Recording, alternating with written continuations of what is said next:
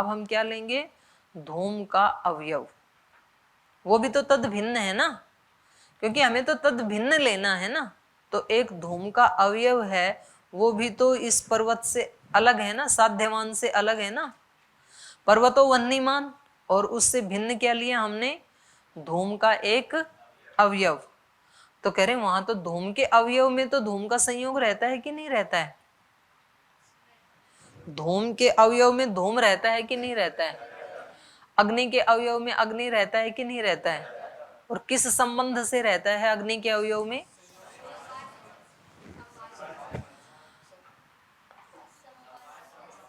अग्नि के अवयव में अग्नि किस संबंध से रहता है, धूम के अवयव में धूम किस संबंध से रहता है, वस्त्र के एक अवयव में तंतु किस संबंध से रहता है, समवाय संबंध से। तो ये जो धूम का एक अवयव है ये भी तद भिन्न उदाहरण बन गया ना, लेकिन यहाँ तो हेतु का संबंध है, और हमें तद भिन्न क्या चाहिए था, जहां हेतु का संबंध ना हो। तो एक उदाहरण मिल गया ना हमें, तो आपकी व्याप्ति खतरे में आ गई। फिर जो आपने व्याप्ति का लक्षण बनाया था, क्या बनाया था, साध्यवान से भिन्न में हेतु का असंबंध होना चाहिए। अब यहाँ साध्यवान तो है हमारे पास पर्वत, लेकिन तद भिन्न में हमने लिया धूम का एक अवयव, और धूम के एक अवयव में तो धूम का संबंध है, तो आपकी व्याप्ति तो खंडित हो गई। तो अब पिछली वाली पंक्ति पे आओ, ये कह रहे हैं नहीं, आप जो हेतु में जो संबंध देख रहे हैं ना, उसी संबंध से असंबंध देखना है। अब पहली वाली पंक्ति आओ, ये न संबंध है न हेतुता, ये जो हमने पर्वतो वह्निमान और हेतु दिया था धूमात, तो यहाँ धूम इस उदाहरण में किस संबंध से रहता है, पर्वत के साथ संयोग संबंध से रहता है। इसलिए इसका जहाँ असंबंध अभाव दिखाना है वो भी संयोग संबंध से अभाव दिखाना है, समवाय संबंध वाला नहीं दिखाना है। आप जो इसका अभाव या भाव दिखाएंगे वो क्या दिखाना है, संयोग संबंध वाला, क्योंकि आपने जो धूम का अवयव दिखाया वहां धूम का संबंध तो जरूर है, लेकिन वहां पर समवाय संबंध है, संयोग संबंध नहीं है। आपको कोई ऐसा उदाहरण दिखाना है जहां संयोग संबंध हो रहा हो धूम का, तो फिर हमारा लक्षण खंडित होगा। समवाय संबंध में लक्षण की कोई क्षति नहीं होगी।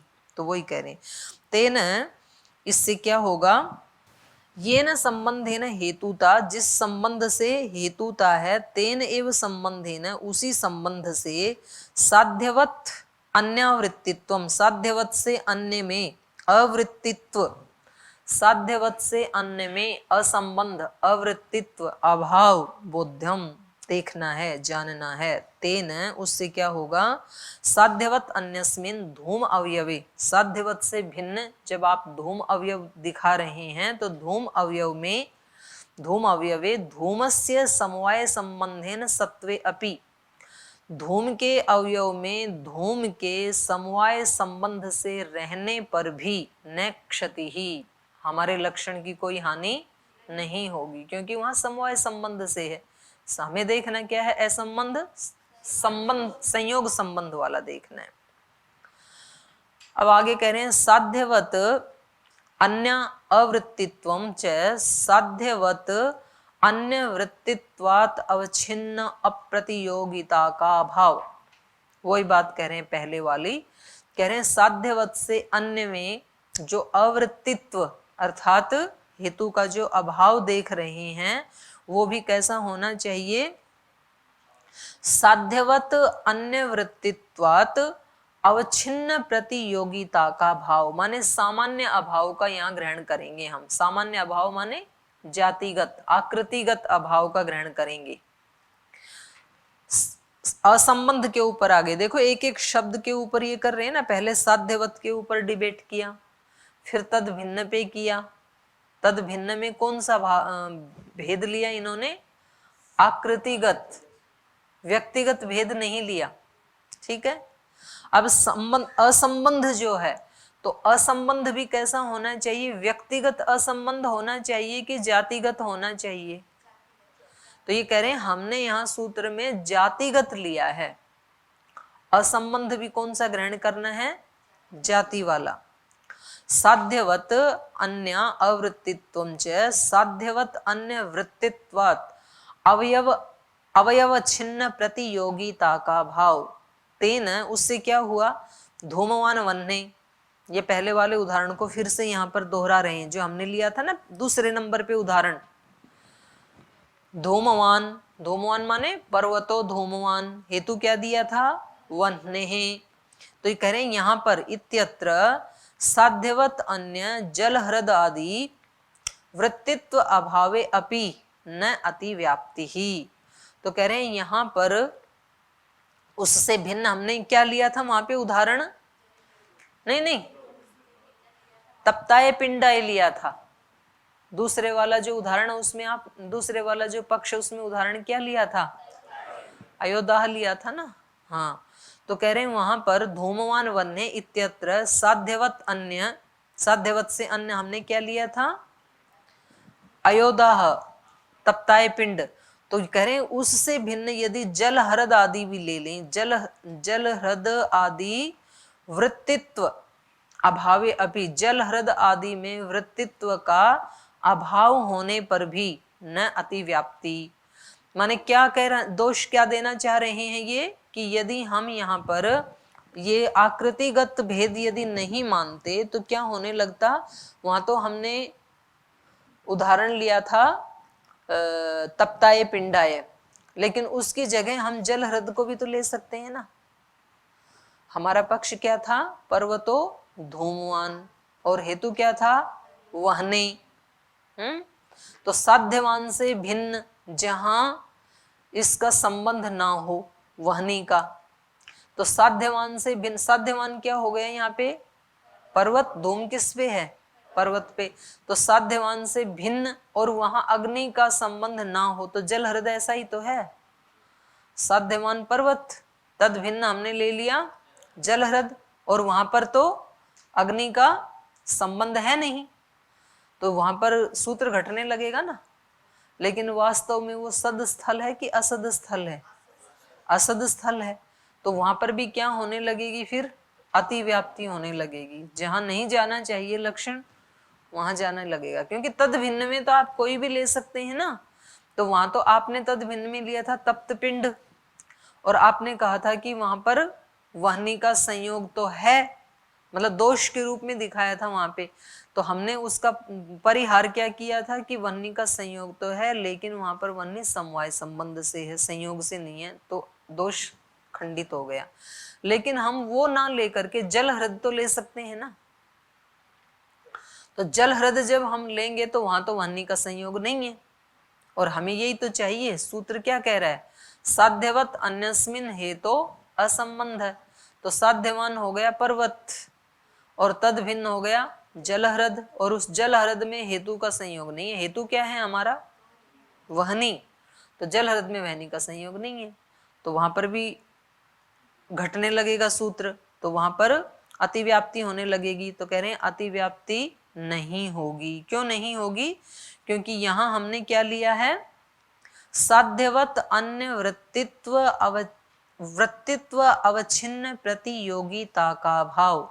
मतलब यहाँ पर केवल हमें असंबंध ही नहीं देखना है, बल्कि हमें और क्या देखना है? केवल असंबंध, केवल अवृत्तित्व ही केवल नहीं देखना है, बल्कि जिस संबंध से वृत्तित्व था उसी संबंध से अवृत्तित्व देखना है, हेतु वाला। केवल मतलब आपने केवल ये कह दिया कि जल हृद में अग्नि का अवृत्तित्व है, तो केवल जल हृद में अग्नि का अवृत्तित्व इतना मात्र नहीं देखना है, बल्कि यहाँ जो हमने भेद लिया है वो कौन सा लिया है? आकृतिगत सामान्य अभाव लिया है हमने। माने वृत्तित्व सामान्य का अभाव होना चाहिए। वृत्तित्व माने उसका हेतु का वहां होना।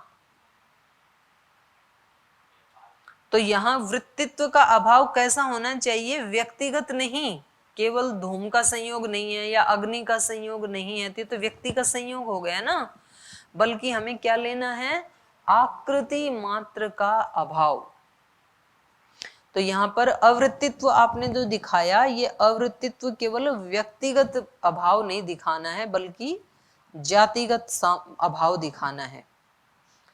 तो इसको फिर आगे और भी बता रहे हैं, एक और उदाहरण दे रहे हैं, इसको भी आप थोड़ा सा अच्छे से समझ लें, क्योंकि ये अगली कारिका में भी आएगा। अत्र यद्यपि द्रव्यम गुण कर्म अन्यत्व विशिष्ट सत्वात् इत्यादौ विशिष्ट सत्ताया शुद्ध सत्तायाश्च ऐक्यात् साध्यवत् अन्यस्मिन् गुणादौ अवृत्तित्वं नास्ति, तथापि हेतुता अवच्छेदक रूपेण अवृत्तित्वं वाच्यम्। हेतुता अवच्छेदकम तादृश वृत्तिता अनवच्छेदकम इति फलितो अर्थः। एक नया उदाहरण उठा रहे हैं। अत्र यद्यपि, अब इन्होंने कहा पक्ष बनाया, चौथा पक्ष लिखो, 3 लिखवा दिए थे ना आपको, चौथा लिखो। इदम द्रव्यम, हाँ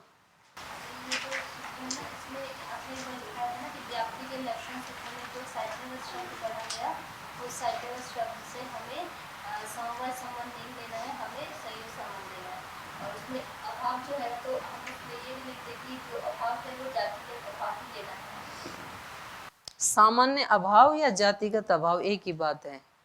सामान्य, जाति, आकृति, ये तीनों एक ही उसको कह रही हैं। जब मैं सामान्य अभाव कहती हूँ तो भी वही बात है, जातिगत अभाव वो, और आकृति बोले तो वो भी वही है। हाँ, तो यहाँ ये कह रही, पक्ष लिखो, चौथे वाला पक्ष लिखिए, इदम द्रव्यम, और इसका हेतु लिखो गुण कर्मान्यत्व विशिष्ट सत्वात्। गुण कर्मान्यत्व विशिष्ट सत्वात्। तो यहां पर पक्ष क्या है, पक्ष क्या है यहाँ पे, इदम। पक्ष क्या है, इदम। साध्य क्या है, लिख लो आप, पक्ष क्या है तो आगे लिखो इदम, ताकि आपको ध्यान रहे ना। फिर इस उदाहरण में पक्ष क्या है और साध्य क्या है, द्रव्यत्व। साध्य क्या है, द्रव्यत्व। हेतु क्या है, गुण कर्मान्यत्व विशिष्ट सत्वात्। माने ये द्रव्य है, और ये द्रव्य क्यों है, क्योंकि ये गुण कर्म से भिन्न विशिष्ट सत्ता वाला है। सत्ता 2 प्रकार की होती है, एक सामान्य सत्ता, एक विशेष सत्ता। तो जो सत्ता जाती है, जो शुद्ध सत्ता जाती है, वो तो तीनों में रहती है, द्रव्य गुण कर्म 3 में ही रहती है सत्ता जाति।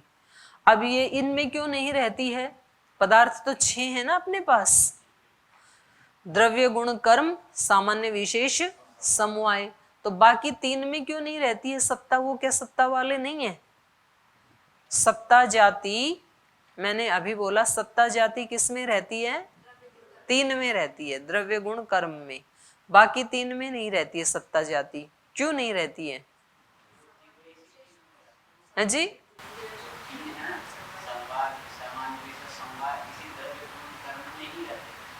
नहीं, वो तो अलग पदार्थ है, इसी में रहते तो 6 पदार्थ क्यों बनाते, उससे अलग है वो।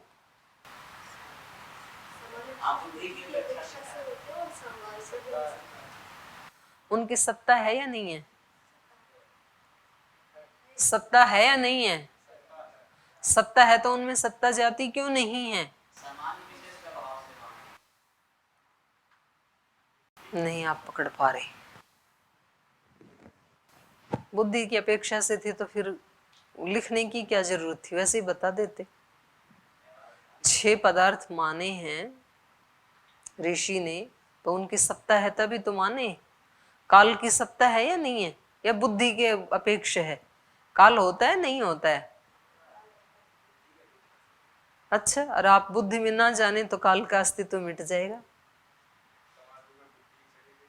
तो काल का नाश हो जाता है।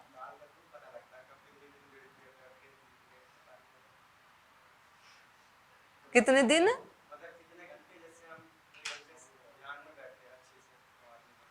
नहीं, काल नष्ट हुआ कि नहीं, काल तो नष्ट नहीं हुआ, लेकिन काल का अस्तित्व देश दुनिया में कहीं कोई कार्य व्यवहार कर रहा है कि नष्ट हो गया? नहीं, वो तो आपके लिए है ना, पर काल की सत्ता है या नहीं है उस समय भी? उस समय यदि सत्ता नहीं होती तो आप बाहर आने के बाद ये कैसे बताएंगे कि मैं 2 घंटे बैठा? सत्ता है, सत्ता है, तभी तो 6 पदार्थ गिने हैं ना ऋषि ने। तो उत्तर देते समय या तो ठीक उत्तर देना है, नहीं तो ऐसे बोलना है कि नहीं पता है ना, उल्टा पुल्टे उत्तर दे के फिर टाइम वेस्ट कर देते हैं आप। तो यहाँ 3 पदार्थों में ही सत्ता जाति क्यों रहती है और बाकी 3 में क्यों नहीं रहती है? वैसे उत्तर इसका सरल ही था, इसलिए आपसे पूछा था मैंने, क्योंकि जाति हमेशा अनेक में रहती है। व्यक्ति एक होता है और जाति अनेक में रहती है। मनुष्यता, मनुष्यत्व, ये जाति कब बनेगी? जब वो ही गुण एक से ज्यादा में हो। अनेक का मतलब न एक, अनेक। जैसे एकत्व जो है वो जाति नहीं है, एक जो है वो जाति थोड़ी होगा, वो तो व्यक्ति होगा। और उसके जैसे 2, 3, 4, 5 हों तभी तो जाति बनेगा ना। ये गाय जाति, ये वृक्ष जाति, ये मनुष्य जाति, ये फूल जाति, तो उस एक के जैसा और हो तभी तो जाति बनेगी। तो ये जो हैं जैसे सामान्य विशेष समवाय हैं, ये एक हैं। काल कितने हैं? एक ही है काल, इसलिए काल जाति नहीं बनती है। आकाश एक ही है, तो आकाशत्व ये जाति नहीं बनेगी। तो जाति हमेशा किस में रहती है? 3 में ही रहती है, द्रव्य, गुण, कर्म। तो अब चलिए अपने उदाहरण पे आते हैं, नहीं तो ये बड़ा हो जाएगा प्रसंग फिर। तो यहाँ इन्होंने कहा इदम द्रव्यम, हमें द्रव्यत्व को सिद्ध करना है, और इसका हेतु क्या दिया? गुण कर्मान्यत, गुण कर्मान्यत्व विशिष्ट सत्वात्, क्योंकि ये जो द्रव्य है ये गुण कर्मत्व से विशिष्ट सत्ता वाला होने से। ठीक है, तो अब कह रहे हैं इत्यादौ विशिष्ट सत्तायाः शुद्ध सत्तायाश्च ऐक्यात्। अब ये कह रहे हैं कि गुण में भी सत्ता है या नहीं है? जो हेतु में गुण और कर्म दिए उनमें सत्ता है या नहीं है? सत्ता है या नहीं है? है। कौन सी सत्ता है? सामान्य सत्ता है कि विशेष सत्ता है? सामान्य सत्ता है या विशेष सत्ता है?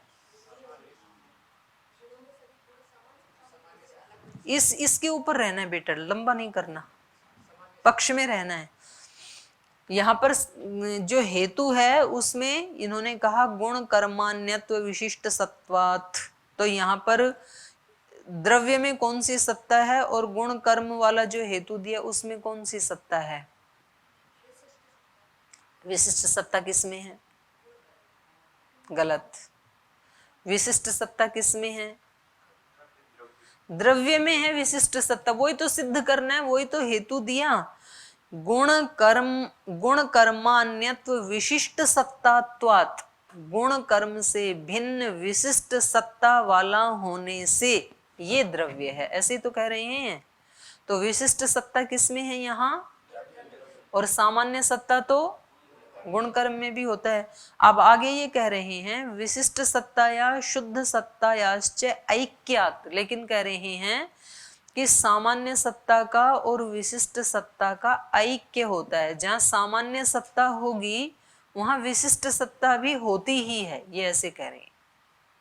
जैसे मैंने कहा कि ये फूल की सत्ता है, सत्ता तो है ना इसकी, लेकिन ये सामान्य सत्ता कहा मैंने, लेकिन सामान्य के साथ साथ विशिष्ट भी तो आ ही गया ना, क्योंकि ये घट नहीं है, पट नहीं है, केवल फूल है। तो जहां जहां सामान्य सत्ता होती है वहां विशिष्ट सत्ता भी आई जाती है ना, क्योंकि ये क्या कह रहे हैं? विशिष्ट सत्ता का और शुद्ध सत्ता का ऐक्य होने से। तो यहाँ भी गुण कर्म में भी क्या हो जाएगी, विशिष्ट सत्ता होने लगेगी। तो अब हम यहाँ पर इसको अपनी व्याप्ति के लक्षण को घटाएंगे। यहाँ पर हमारा पक्ष है इदम, साध्य है हमारा द्रव्यत्व, और साध्यवान क्या है, साध्यवान क्या है, द्रव्यत्व जिसमें रहता है वो क्या होगा, घटपट आदि कुछ भी होगा, सारे द्रव्य है ना ये। घट ले लो, कोई भी पदार्थ ले लो आप, कोई भी पदार्थ मतलब द्रव्य ले लो आप। तो यहां हमने द्रव्य में क्या लिया, घट। तो अब घट से भिन्न साध्यवत अन्यस्मिन क्या हो जाएगा, साध्यवत अन्यस्मिन गुणादौ अवृत्तित्व, गुणादौ वृत्तित्वम नास्ति। तद भिन्न में क्या होना चाहिए, हेतु का अभाव, अर्थात द्रव्यत्व जो जाति है, द्रव्यत एक जाति होगी ना, तो हमें यहाँ पर जो सिद्ध करना था ये द्रव्यत्व, तद भिन्न, उससे भिन्न हम क्या लेंगे, हमारे पास साध्यवान से भिन्न, साध्यवान हो गया घटपट आदि कुछ भी ले लें हम जिसमें द्रव्यत्व रहता है, तद भिन्न, उससे भिन्न, उससे भिन्न जो भी होगा उसमें सत्ता होगी कि नहीं होगी, होगी सत्ता। तो हमें तो सत्ता का असंबंध चाहिए था, यहाँ तो सत्ता का संबंध है, हेतु का संबंध है, तो फिर हमारा ये खंडित होने लगेगा व्याप्ति का लक्षण। ठीक है, तो क्या करेंगे फिर, तो वो ही बता रहे हैं ये, साध्यवत अन्यस्मिन गुणादौ अवृत्तित्वम नास्ति। साध्यवत से अन्यस्मिन भिन्न में, भिन्न क्या है यहाँ पर, गुण और कर्म, द्रव्यत्व से भिन्न क्या होगा, गुण और कर्म।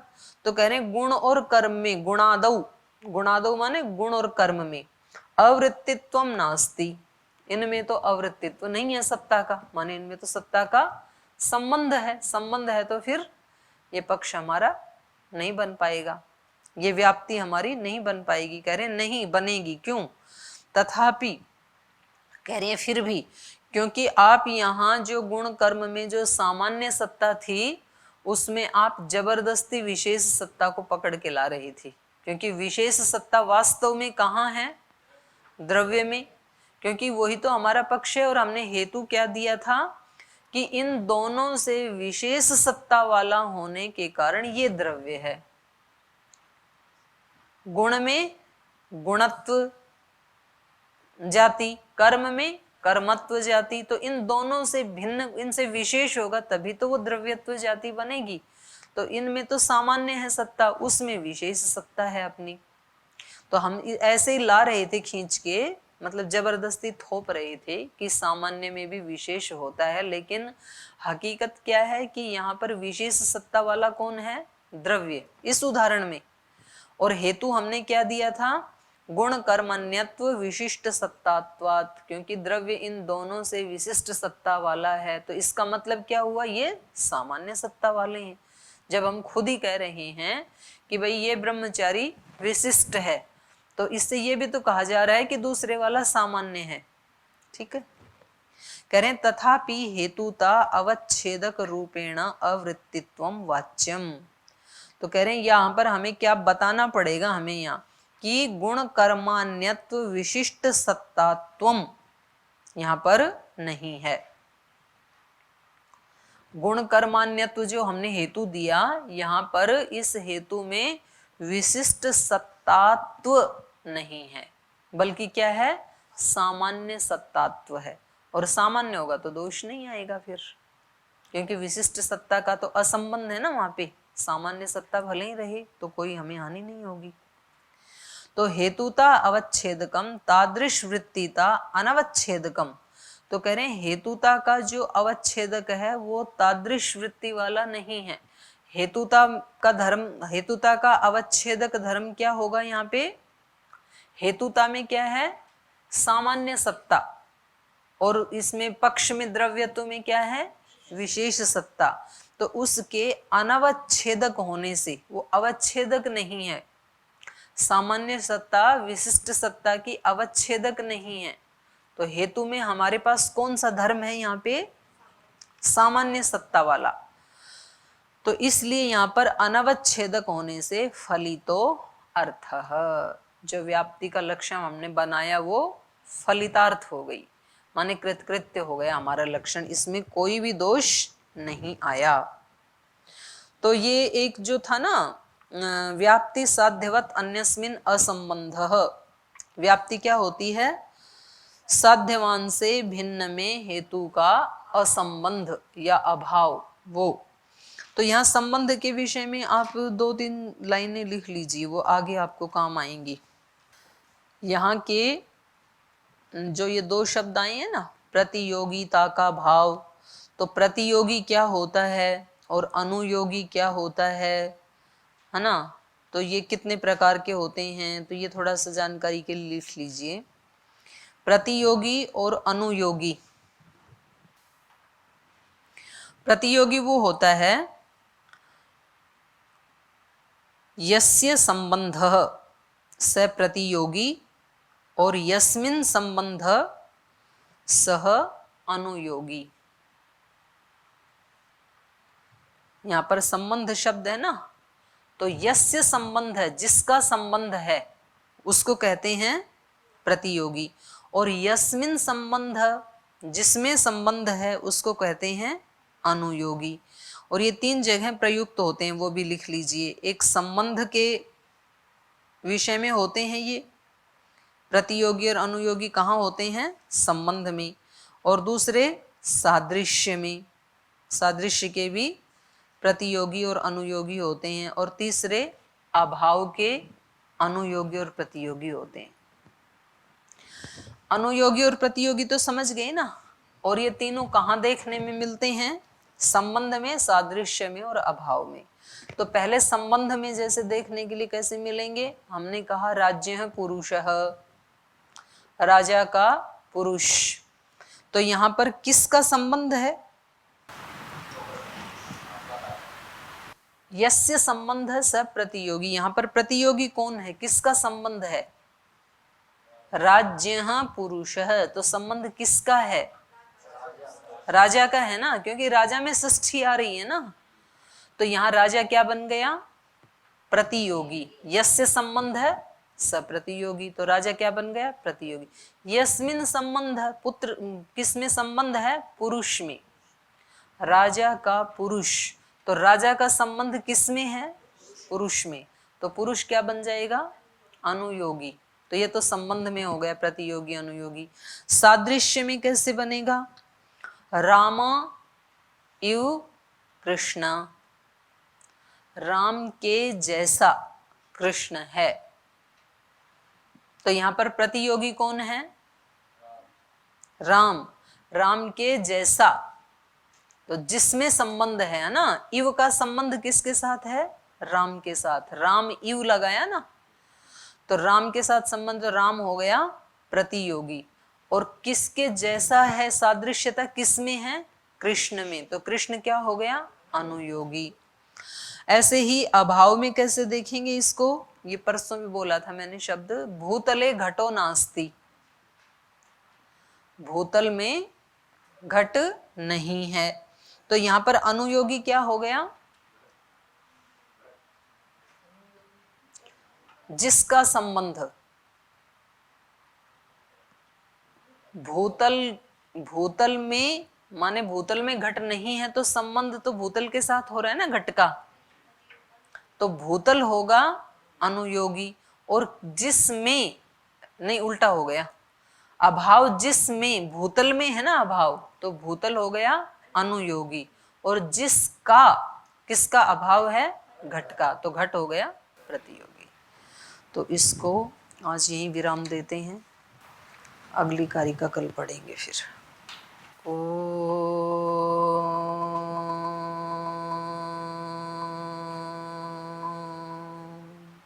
शांति शांति शांति। श्री गुरुभ्यो